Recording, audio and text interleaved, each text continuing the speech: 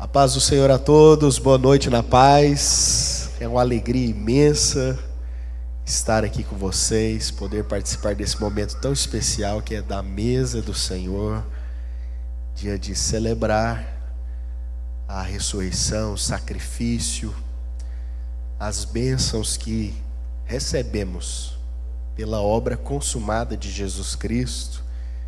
Esse é um momento ímpar, muito especial. Dificilmente pastores ousam compartilhar dos seus púlpitos para um momento tão marcante assim. E eu louvo a Deus pela vida do pastor Túlio, esse amigo que Deus me deu, que confia em poder nos chamar vez após outra. Estou esperando algum momento decepcionar ele, mas sinal que continua contando conosco, e eu fico muito feliz, pastor Túlio, pastora Priscila, toda a sua família, sua casa.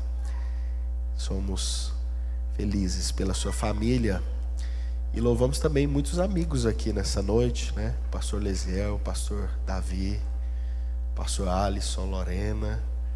Deus abençoe. Meu amigo Eliezer ali também. É uma igreja que temos muitos amigos, né? Que bênção.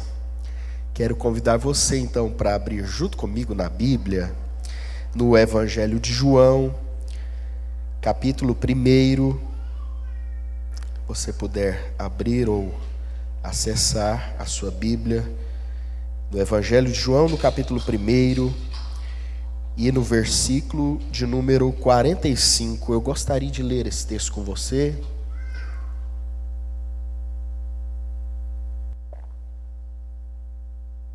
Evangelho de João, capítulo 1, versículo 45. Diz assim a palavra do Senhor: Filipe encontrou Natanael e lhe disse: Achamos aquele de quem Moisés escreveu na lei, e a quem se referiram os profetas, Jesus o Nazareno, filho de José. Então Natanael perguntou: De Nazaré pode sair alguma coisa boa? E Filipe respondeu: Venha ver. Jesus viu Natanael se aproximar e disse a respeito dele: Eis um verdadeiro israelita, em quem não existe fingimento algum. Natanael perguntou a Jesus: De onde o Senhor me conhece? E ele respondeu: Antes de Filipe chamá-lo, eu já tinha visto você debaixo da figueira. Natanael então exclamou: Mestre, o Senhor é o Filho de Deus, o Senhor é o Rei de Israel. Ao que Jesus lhe respondeu: Você crê porque eu disse que tinha visto você debaixo da figueira? Pois você verá coisas maiores do que essas. E acrescentou: em verdade lhes digo que vocês verão o céu aberto e os anjos de Deus subindo e descendo sobre o Filho do Homem. Nós dizemos amém. Essa é a palavra do Senhor. Esse texto reverbera em nós, fala conosco nessa noite, porque nós deveríamos nos impressionar mais com esse texto. Nós nos impressionamos com as declarações dos discípulos, porque elas sempre ocorrem em momentos, em viradas, situações extraordinárias, como Pedro se declarando a Jesus, chamando ele de Filho de Deus, como Tomé chamando Jesus de Senhor meu e Deus meu, porque ele toca nas chagas ressuscitadas de Jesus. São momentos de declarações impactantes, mas talvez poucos de nós se atente tanto para o fato de que Natanael tem a declaração provavelmente mais precoce do Evangelho. É muito cedo para fazer uma declaração tão impactante assim. Você pode perceber isso. Parece que o diálogo é muito simples. A conversa pareceu uma espécie de contar e adivinhar coisas. Mas Natanael enxerga tudo de maneira diferente e ele traz uma declaração que o próprio Filipe, que foi chamá-lo, nós imaginamos, Filipe deve ter não entendido nada do que está acontecendo. Natanael está confessando a natureza celestial de Jesus, está confessando o messiado dele, ao mesmo tempo, está chamando ele de filho de Deus, rei de Israel. O que aconteceu nisso aqui? E por que isso nos toca hoje na mesa do Senhor? Por que isso nos impacta da mesma maneira que impactou Natanael? Você sabe que Filipe era um dos discípulos de João. João Batista começou na Pérea, no deserto da Pérea, às margens do Jordão, fazer um movimento espiritual no meio de uma crise da nação de Israel. No meio de uma crise, os escombros deixados pelos macabeus, pelos asmoneus, pelas dinastias que foram incapazes de ressuscitar a vida espiritual do povo, e agora esses movimentos, o farisaísmo, todos eles são incapazes de renovar a vida espiritual das pessoas. Um filho de levita, João Batista, que era para ter o nome de Zacarias Júnior,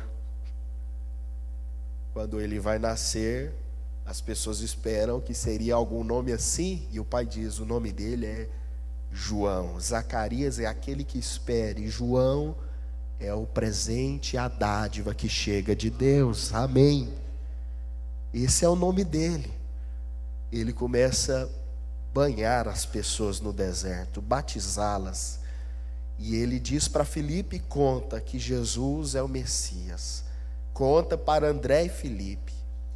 Filipe, de tudo aquilo que João já fazia, ele crê na palavra de João sobre Jesus e chama Natanael. Natanael, nós encontramos, foi a palavra do Batista. Ninguém pode duvidar que o Batista é profeta. O Batista se alimenta tão diferente, veste diferente, ele é excêntrico, ele lembra os grandes profetas do passado. Eu acredito nele, Natanael. O Messias é Jesus o Nazareno. Pera. O quê? Nazareno.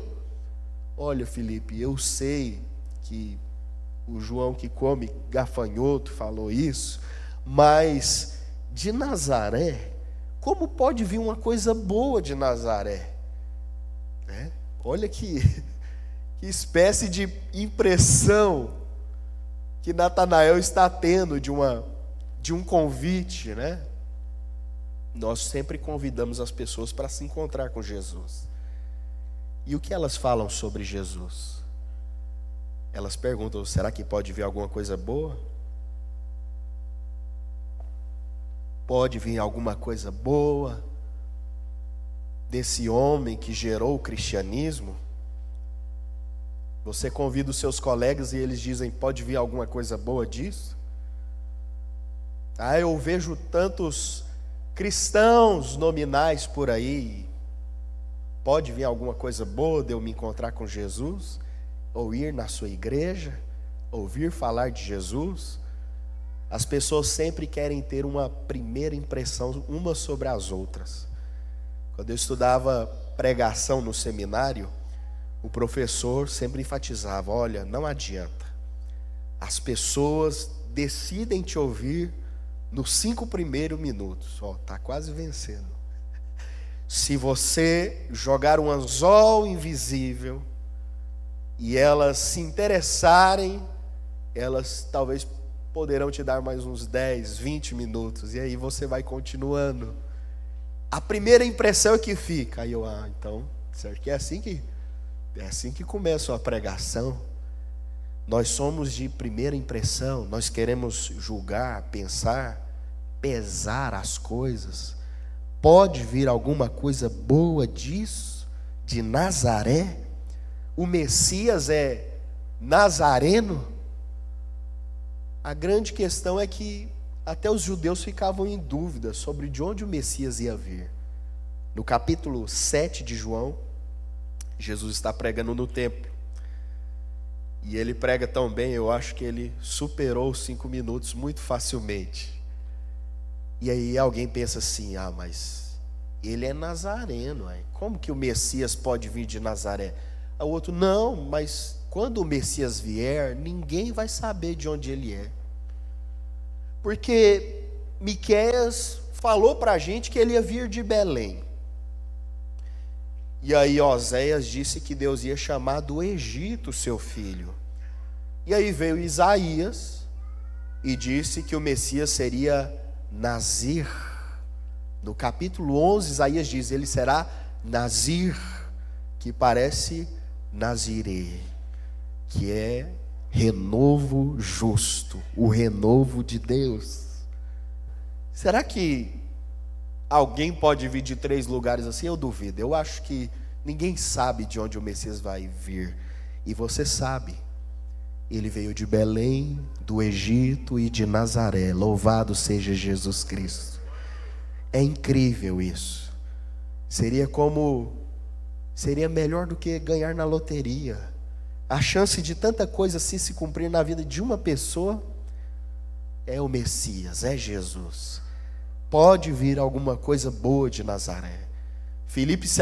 Natanael se aproxima então, e agora Jesus mostra para ele que ele já sabe tudo ao nosso respeito antes de nós nos aproximarmos de Jesus. Eu vim nessa noite te dizer que Jesus sabe tudo sobre você e que Ele tem um coração de amor e bondade para você, que Jesus se interessa por você como ninguém poderia se interessar.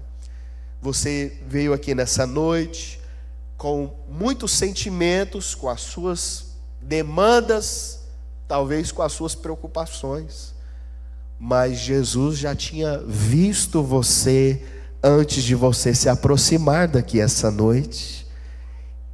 Ele nos amou primeiro, não fomos nós que amamos Ele primeiro. Nós queremos pesar as pessoas, ter a primeira impressão sobre Jesus.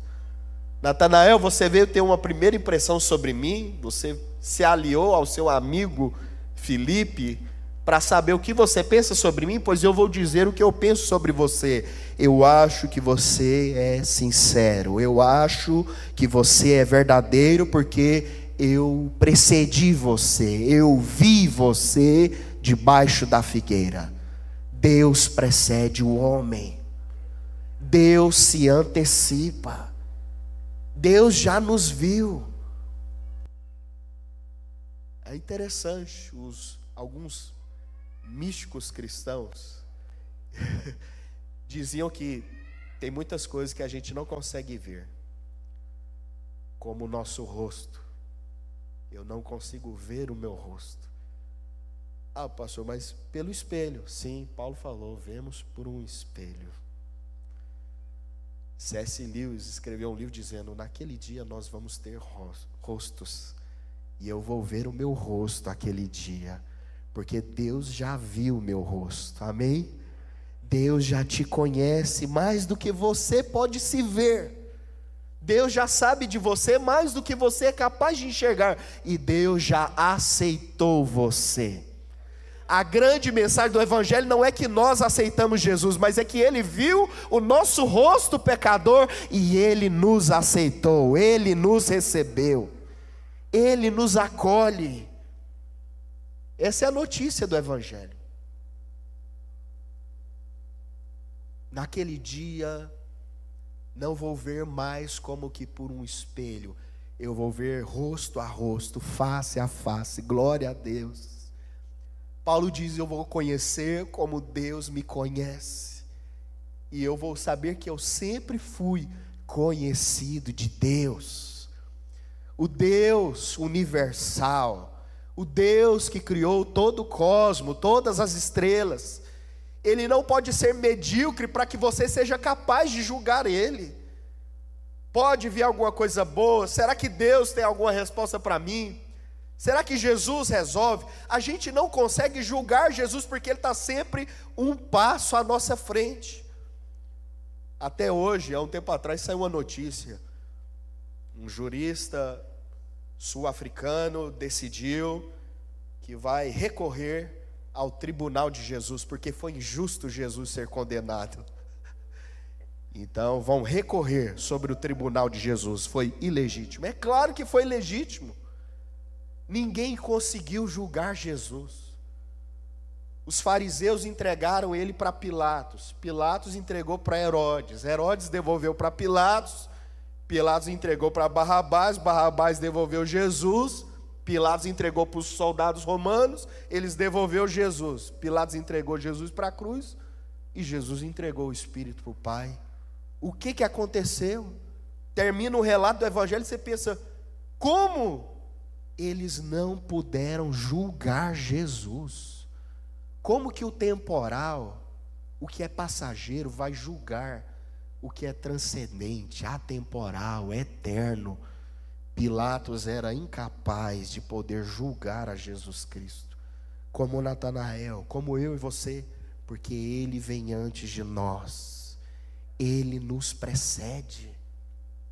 Eu vi você, eu já tinha visto você, e você é um verdadeiro israelita. Essa é a história que todo filho de Deus queria ter para ele. Eu queria ser o verdadeiro Israel. Israel foi o nome que uma pessoa ganhou. Tinha uma pessoa que tinha o nome de agarrador. Esse era o nome dele, Jacó. Yaakov, o agarrador. Agarrador porque ele era um perdedor. Lutou, tem 2 meninos lutando no seu ventre. Ele perde para o irmão e nasce agarrado. Perde a vida toda. Perde para o pai, que enxerga mais valor no irmão do que nele. Depois perde 14 anos da vida para o tio Labão. Perde aqui, perde ali. E aí um dia, o agarrador se agarrou ao anjo do Senhor, aleluia, e disse: eu não posso perder de novo. Eu vou encontrar com meu irmão e eu tenho quase certeza que eu vou morrer. Eu só te largo se você me abençoar. Qual é o seu nome? Agarrador. Não é mais esse, é Israel. Esse é um nome bom. Israel, você é guerreiro, príncipe do Senhor. Você lutou e prevaleceu. Glória a Deus. Essa é a melhor luta para um crente ganhar. Se ninguém deixa você ganhar, Deus deixa você ganhar. Essa é a melhor luta. É igual os meus filhos. Quando eu voltava do trabalho e eles: pai, eu sou o homem de ferro e o Estevão é o Capitão América e você é o Thanos e nós vamos te vencer. Aí lá vai eu. Tinha que lutar com eles e o que acontecia? Eu perdia todas as vezes. Porque é para isso que existem pais, para perderem para seus filhos. O Pai Celestial sempre deixa você ganhar o favor dele e receber as promessas dele na sua vida. Ele se tornou verdadeiro Israel. Natanael, você também é verdadeiro Israel. Eu sou verdadeiro Israel? É, você é. Eu sei quem você é. Se eu sou o verdadeiro Israel, você é o rei de Israel. Você é o meu Senhor, o meu rei. Se eu sou o verdadeiro Israel, você é rei. Rei meu, rei de todo Israel. Oh, que confissão! Você crê porque eu falei que te precedi, que vi você? Pois agora, igual Jacó viu anjos de Deus, vocês verão os anjos de Deus subindo e descendo sobre o Filho do Homem. É a mesma história, está tudo amarrado e conectado. Assim como Natanael é um verdadeiro Jacó, o Deus de Jacó está conosco, ele é um verdadeiro Israel. Jesus é a escada de Jacó.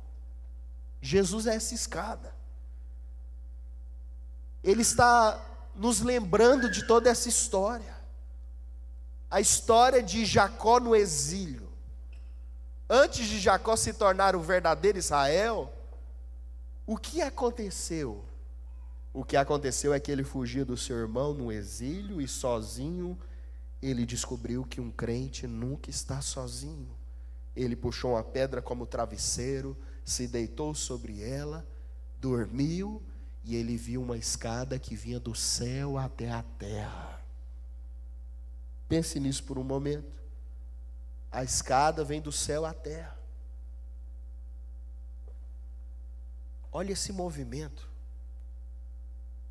Não somos nós que fazemos. É Deus que está fazendo. Ele está vindo de novo na nossa frente. Nós estamos dormindo e Ele está nos acordando para ver a escada verdadeira que Ele é. Esse é o contraste de ser um cristão hoje na ceia. Ser um cristão hoje na ceia é dizer que Deus se revela descendo até nós, vindo primeiro, morrendo, se doando, nos amando, antes de nós conseguirmos expressar tudo que a gente queria. A graça é preveniente, antecipatória. Betel é diferente de Babel, nome parecido, visão de mundo diferente. Babel é o homem com a sua esperteza, com a sua engenharia, com a sua retórica, habilidade, tudo que ele é capaz, tentando ir até Deus. É por isso que não pertencemos a Babel, porque nos tornamos cristãos. Não acreditamos que pela nossa força, desassistidos, confiando em nós, somos capazes de chegar até Deus. Na história da Bíblia, Deus sempre está chegando primeiro até nós. Ele se revela descendo. Descia no Éden, descia aos patriarcas, descia até os profetas. E aí um dia ele só desceu. Desceu para valer. Vestiu braços e pernas. Se tornou gente de verdade. Jesus de Nazaré. Ah, esse é Deus. Deus desceu verdadeiramente. Eu sou cristão porque acredito que jamais poderia ter redenção em tudo que eu pudesse fazer. Eu acredito que a minha redenção está fora da minha capacidade.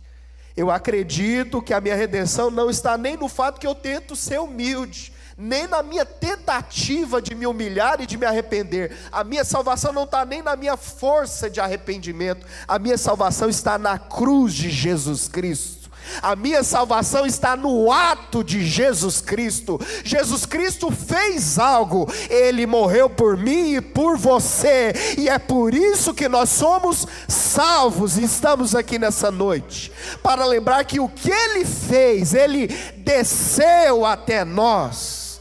E é isso que nos salvou. Betel é diferente de Babel.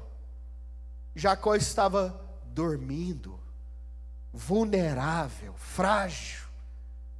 Quando você dorme, qual é a boa obra que você faz? O descanso, a espera. Parece até um símbolo, parece algo mortal. Quem dorme simboliza que um dia vai dormir mesmo. Quando dormimos, olha os atos das alianças de Deus. Adão dorme, Deus ao meio, tira algo ao meio, Abraão dorme no pé da montanha e Deus passa no meio dos animais, fazendo a aliança. Dormir. Jacó está dormindo e Deus desce sozinho. Deus nos encontrou assim, incapazes, indefesos, frágeis, impotentes, esperando acordar, e Ele nos ressuscitou para a vida eterna. É assim que Deus nos alcançou. Quando Deus alcançou você aquele dia, você estava dormindo, mas a escada de Jacó desceu até você. Aleluia. Então temos uma diferença. Jacó acorda e diz: esse lugar é a casa de Deus, Ele estava aqui, eu não sabia. Esse lugar é assombroso, terrível, é esse lugar, vai se chamar Betel. Essa é a casa de Deus, onde Ele desce até nós. Essa é a casa de Deus. Você está na casa do Senhor.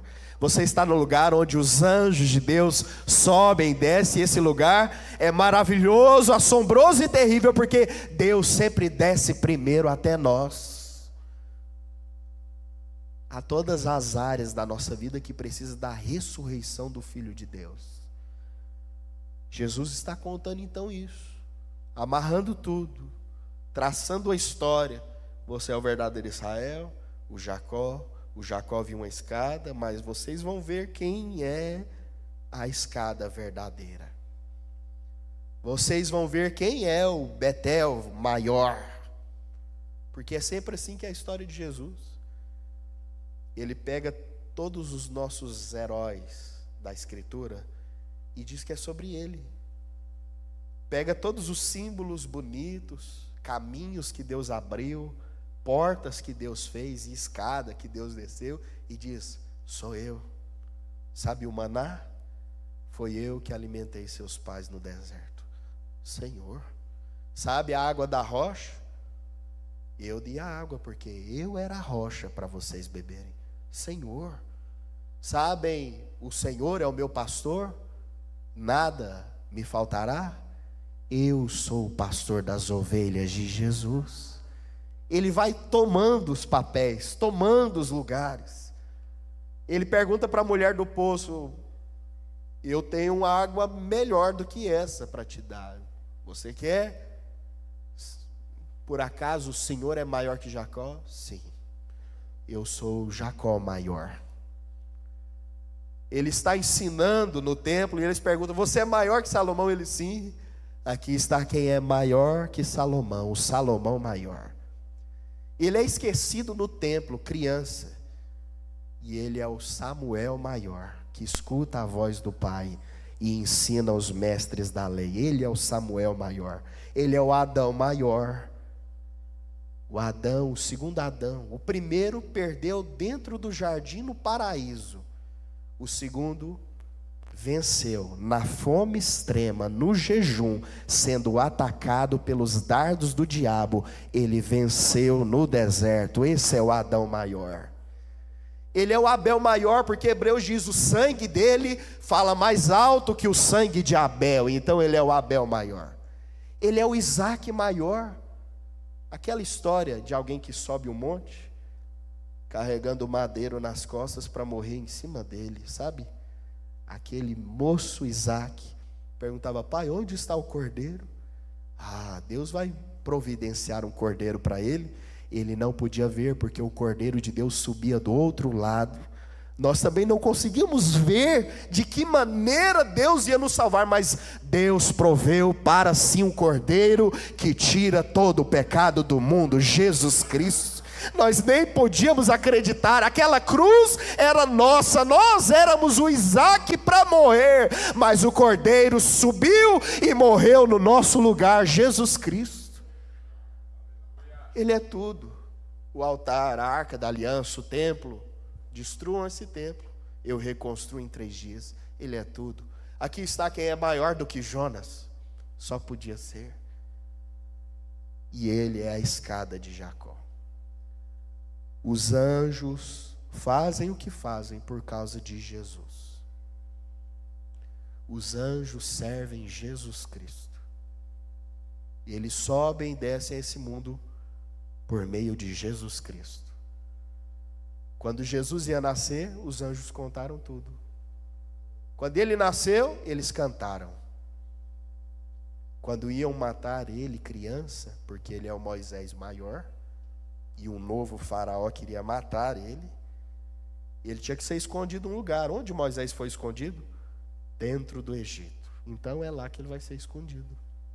Ele é o Moisés maior. Mas quem disse isso? Os anjos de Deus.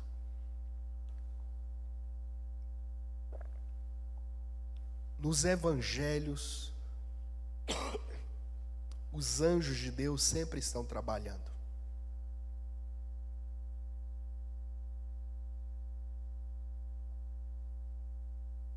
Eles estão servindo Jesus o tempo todo. Quando ele vai ao deserto e fica os 40 dias no final, e os anjos de Deus apareceram e serviram Jesus. Quando ele é negado no Getsêmani, ele diz aos discípulos que se ele pedisse os anjos de Deus, eles desceriam imediatamente.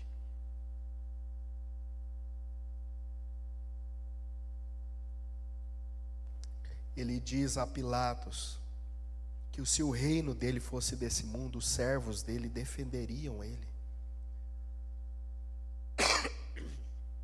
Quando nós chegamos ao dia da ressurreição, nós vemos os anjos de Deus para lá e para cá, abrindo o túmulo, se sentando sobre a mesa onde o corpo dele ficou,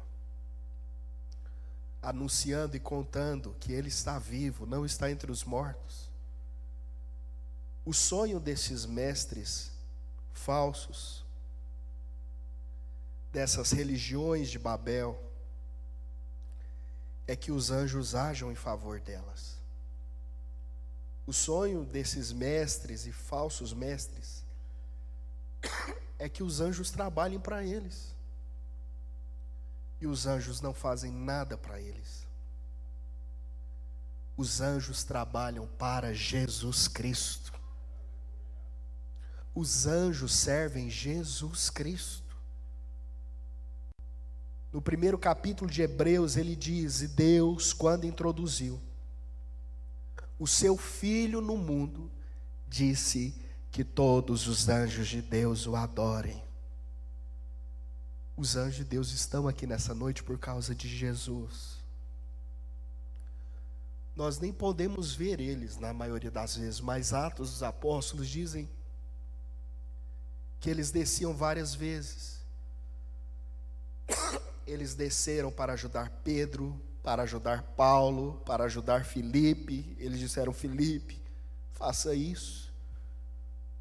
E às vezes nós até suspeitamos que eles começaram, servos de Deus, se parecer com os anjos do Senhor. O rosto de Estevão, que ele nem podia ver, era como o rosto de um anjo. No final do Apocalipse nós somos chamados de anjos também. Ao anjo da igreja de Pérgamo, de Tira, de Sardes, é por causa de Jesus. Jesus nos torna irmãos dos anjos, servidos pelos anjos. Quando João tentou se dobrar, o anjo disse: não, eu sou conservo seu, eu sirvo Jesus Cristo. Adore a Jesus. Você tem ideia? Você foi chamado para uma adoração nessa noite que você está junto com os anjos, adorando Jesus Cristo. Os anjos estão fazendo algo, você está fazendo a mesma coisa que os anjos estão fazendo. Você está servindo Jesus Cristo. Isso é um serviço angélico. A nossa pregação é angelical, é a mensagem do Evangelho. E os anjos nem nos serviriam, ou nos ajudariam, ou acampariam ao nosso redor, mas eles fazem isso porque Jesus desceu até nós. Quando Jesus desceu até nós, ele se fez menor que os anjos. Salmo 8 diz: por um pouco menor que os anjos, ele foi feito, mas de glória e honra ele foi coroado. O Senhor dos anjos, o Deus deles, se fez menor do que eles. E a escada não terminou só aqui. ela desceu no fosso da criação. Ela desceu mais baixo do mais baixo. Paulo diz que quer dizer que Jesus subiu, senão que primeiro ele desceu e desceu às regiões mais baixas. Ninguém desceu tão baixo pela escada como Jesus desceu por nossa causa. É por isso que hoje você está celebrando a ceia do Senhor. Porque você pode ter caído e falhado tantas vezes, mas ninguém se humilhou tanto por alguém como Jesus se humilhou por causa de mim e de você. Ele foi o mais baixo que alguém poderia ser, e ele era Deus, e ele era rei. No meio dos malfeitores tinha alguém que era rei e desceu ao mais baixo da criação, e depois ele subiu ao mais alto. Vida de escadaria. Ele desceu, subiu, e aí tem gente dizendo que ele vai descer de novo. E o que vai acontecer comigo e com você? Não sei se você gosta de subir escadas. Aperta os cintos, porque essa semana Deus vai levar você para cima e para baixo, junto com Jesus Cristo, na escada de Jacó. Amém? Essa semana você vai poder experimentar, porque ele disse: vocês verão coisas maiores. E aí o texto diz: 3 dias depois. Ele tem experiências profundas, imediatas, que não tardam, que se aproximam e nos alcançam. Porque você sabe, Deus vem antes de nós. Deus sempre nos alcança primeiro. Você desceu as águas do batismo, subiu para a mesa do Senhor. Ele já está levando você para baixo e para cima. E é assim que vai continuar. De mãos dadas com Jesus, nós vamos para cima e para baixo junto com Jesus. Se coloque de pé, eu quero orar por você. Aleluia. Senhor, nós te agradecemos por tudo que o Senhor é, por tudo que o Senhor faz. Senhor Jesus, nós te louvamos como Rei de Israel, nosso Rei, nosso Senhor, nosso Salvador.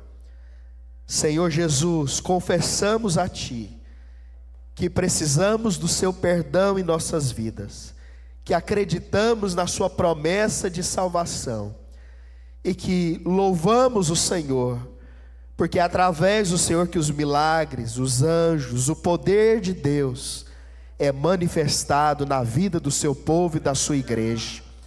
Senhor, em qualquer área da nossa vida, em qualquer área sombria e pecaminosa do nosso ser, desce a sua escada sobre nós, desce o seu poder e nos redime, desce com o seu amor que vem antes, com a sua paixão e compaixão que vem antes de nós, desce, Senhor Jesus, e nos desperta do sono, nos desperta para ver os anjos de Deus, purifica os nossos olhos, para que nós possamos ver os anjos de Deus subindo e descendo sobre o Filho do Homem. Oh Senhor Jesus Cristo, o nosso coração é tão imperfeito, a nossa habilidade de adorar, de se prostrar, de temer o Senhor é tão insuficiente, mas existe mais misericórdia no seu coração, Jesus, do que pecado dentro do nosso. Tem mais misericórdia em Deus, meu irmão, do que maldade dentro de você.